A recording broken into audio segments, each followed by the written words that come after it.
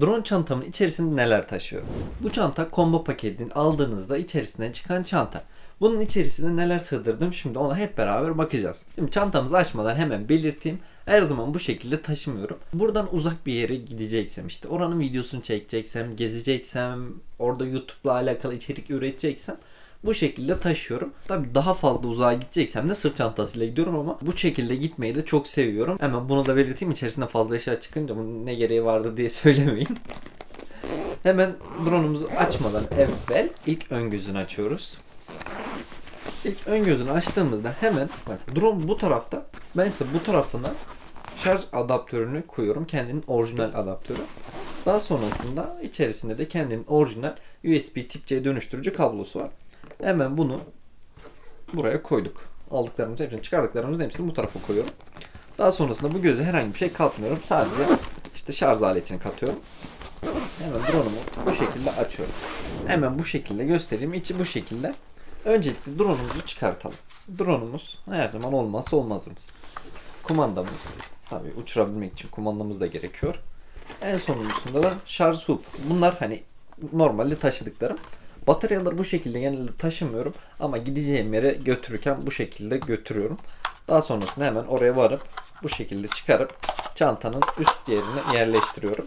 Yani sebebi ise hani deşarj olmasını sağlıyorum. Çünkü engellersem bataryanın ömründen kısalır. Bataryalarla ilgili kanalımda da 2 video var. Onları da izleyebilirsiniz. Bataryalar hakkında daha fazla bilgi edinmek için. Hemen bu şekilde koyuyorum yerine. Bunları da hemen sağ tarafıma koydum. Daha sonrasında bir adet tripodum. Hemen tripodumu açıyorum. Hemen de tripoduma uyumlu telefon tutacağım.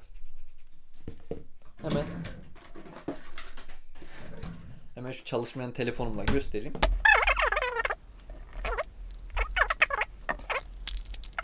Neden çantanda var diye sorabilirsiniz.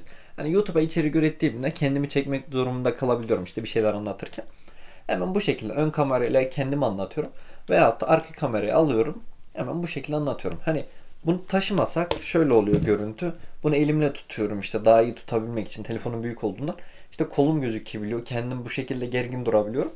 Bu yüzden şu minik tripodu taşıyorum. Gerçekten çok büyük bir faydası var. Yani şu şekilde tutarak istediğiniz bir görüntü elde edebiliyorsunuz. Bence bu harika. Taşıması da kolay. Gördüğünüz üzere hop ayrılıyor, birleşiyor. Hemen şunu açıp hemen bu şekilde de yana alarak telefonla da bu şekilde de video çekebiliyorum. Dik çekeceksem de çekimimi sağlıyorum. Hemen bunu da buraya koyalım. Telefonu kaldırayım. Daha sonrasında ise burada gimbal koruyucu güneşlik var. Hemen bunun ne işe yaradığını göstereyim. Drone'umuzun burada zaten bir gimbal koruyucusu var. Bunu da taşıyorum. Tabii ki bu çantadayken size dalmasın diye. Hemen bunu takıyorum. İlk önce yukarısını takıyorum. Ben gimbalı içeri ortalıyorum. Yukarısını taktım. Evet, gördüğünüz gibi şu an güneşlik ve gimbal koruyucumuz hazır. Şimdi güneşlik dememin sebebi yandan güneşlerin gelmesini engelliyor. Ama bunu sürekli kullanıyor muyum? Bazen kullanıyorum, bazen kullanmıyorum. İşte biraz rüzgar var ve hani oranın etrafını çekmek zorundaysam, oranın videosunu çekeceksem öyle söyleyeyim. Bunu kullanmıyorum. Yani sebebi hani diyebilirsiniz asıl rüzgarda takman gerekiyor işte düşerse kırılır diye. Hani o rüzgarın seviyesini kendime göre ayarlıyorum. Zaten 5 dakikada işimi bitirmiş oluyorum. Eğer rüzgar karşıdan gelirse daha fazla bir alanda gimbala yük biniyor. Bu da size bir uyarı olarak geliyor. Gimbal motor aşırı yüklü. Ben bu uyarıyı 2 kez aldım. İkisine de bu takılıyken aldım. Yapmanız gereken drone'u yere indirdiğinizde geçiyor. Ama işte o anki video çekiminiz duruyor. O manzarayı kaçırabilirsiniz. Bu yüzden rüzgarlı havalarda kullanmıyorum. Diğer koşullarda sürekli kullanıyorum. Bildiğiniz üzere drone'um kırılmıştı. Bu tarafa düşmüştü. Gimbala zarar gelmemesinin asıl nedeni bu. Yani bu şekilde düşse de gimbala herhangi bir zarar gelmiyor. Hiçbir şekilde gimbal yere temas etmiyor.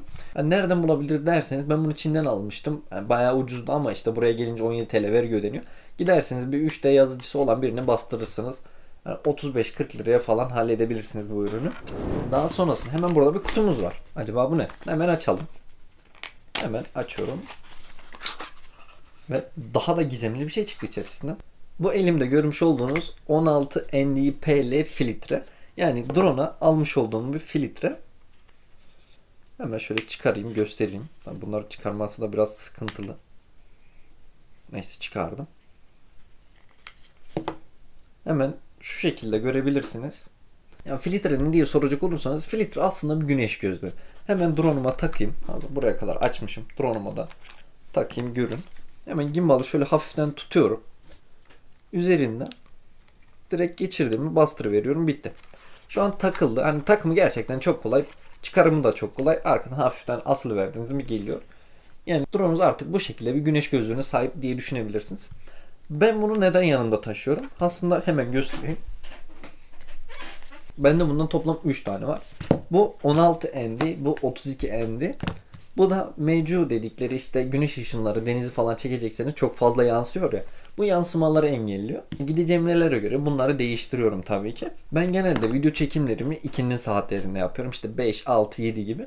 Ama daha öncesinde 3 ile 4 arasında çekim yapacaksam 16 ND PL'yi kullanıyorum. Yani biraz daha güneş ışınlarını engelliyor.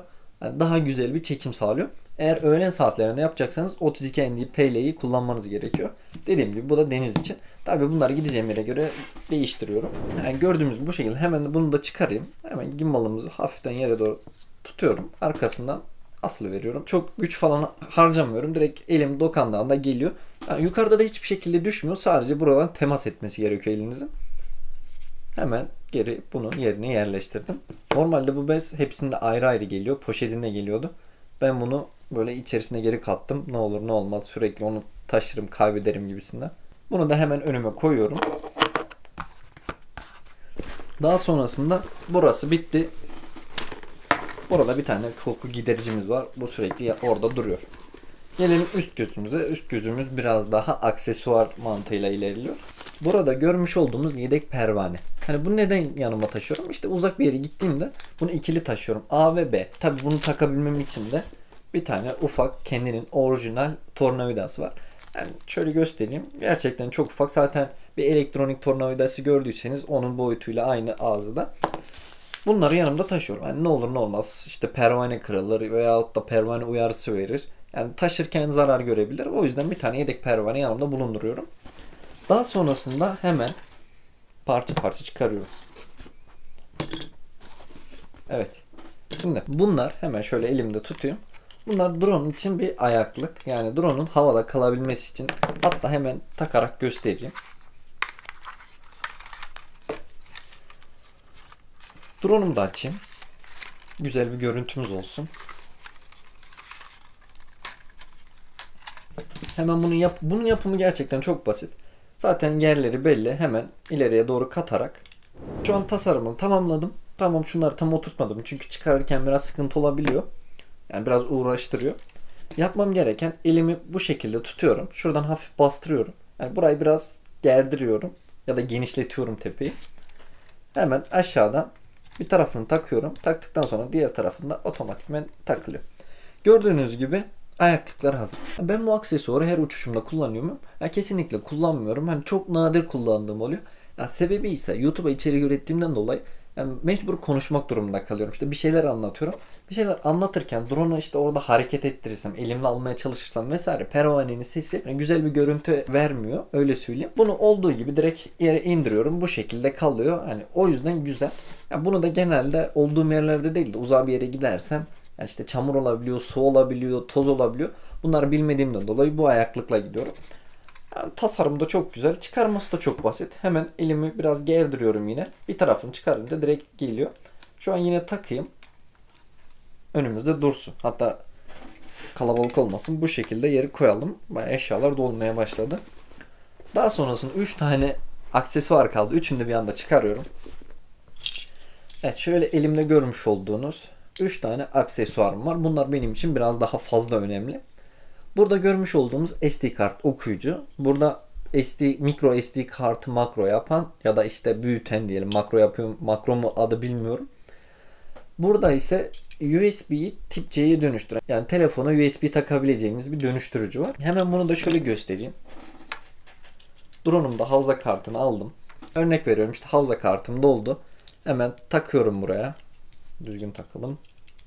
Daha sonrasında bunu bu şekilde telefonuma takarak buradaki veriyi telefonuma aktarıyorum. Veyahut da işte paylaşım yapacaksam Instagram'da, Facebook'ta, YouTube'da vesaire hemen buradan görüntüyü daha orijinalini alıyorum. Çünkü ön izleme ekranında orijinal olmuyor. Buradan 4K ise 4K alıyorum. 1080p 60 FPS olduğu gibi alıyorum. Paylaşımım daha kaliteli oluyor. Böyle söyleyebilirim. Bu makroyu da hemen buraya takabilme amaçlı taşıyorum. Hani buraya bir şey olursa burası çare kurtarıcım olsun gibi. Bence bu gerçekten her drone kullananın yanında olması gerekiyor. Hani diyebilirsiniz ki niye bunu taşıyorsun ki? Zaten buraya basarak Wi-Fi özelliğini aktif ederiz. Telefonumuza bağlanarak verileri alabiliriz diye düşünebilirsiniz. Yani tabii bu sizin tercihiniz. Böyle de yapabilirsiniz. Bataryaları ben genelde uçuş için kullanıyorum. Burada olduğu gibi bataryasını bitirmeye çalışmıyorum. Yani bu tabii tercih meselesi. İsterseniz bu iki ürünü 30 liraya da bulabilirsiniz. 15-20 liraya da bulabilirsiniz. Gördüğünüz gibi bu kadar eşya çıktı. Daha da yer var mı? Tabii ki yer vardı. Yani bir ürün daha gelecek. Çünkü bu tripod yerine ahtapot tripod kullanmayı biraz daha tercih ettim. Yani sebebi ise bunu bir ağaca bağlayamazsınız veyahut da bir tele bağlayamazsınız. Ahtapot tripodu bağlayarak işte siz uzaklaşırsınız, sizi çekebilirsiniz.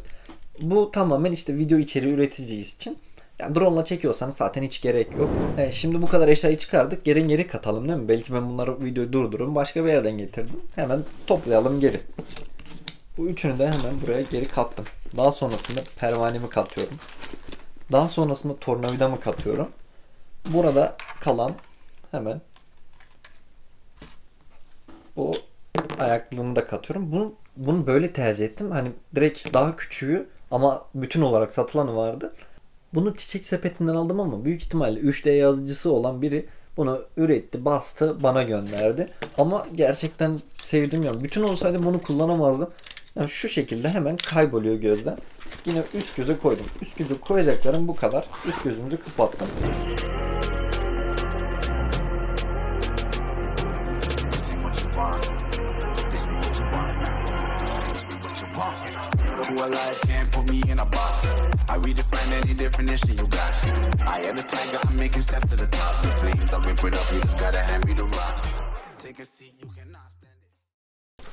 Yanına sıkıştırıyorum. Tam. Bitti. Gördüğünüz gibi bütün eşyaları şu çantanın içerisine sıkıştırdım. Dediğim gibi ben bu çantayı bu kadar doldurmuyorum. Bir yere, yani bir yerden kastım olduğum yerden uzak bir yere. İşte ben köydeyim ya, daha farklı bir köye gideceksem ya veyahut da orada uzun zaman kalacaksam 2 günlüğüne geziye gittim diyelim. Yani bu şekilde doldurup gidiyorum. Video umarım hoşunuza gitmiştir. Hani kendim yapabildiğim şeyleri sizlere de aktarmaya çalışıyorum. Belki faydam olur diye.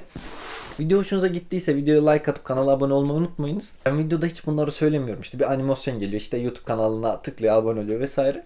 Hani pek insanları da rahatsız etmek istemiyorum sürekli abone olun diye. Zaten isteyen abone oluyor. Onlara da çok teşekkür ederim. Kendinize iyi bakın.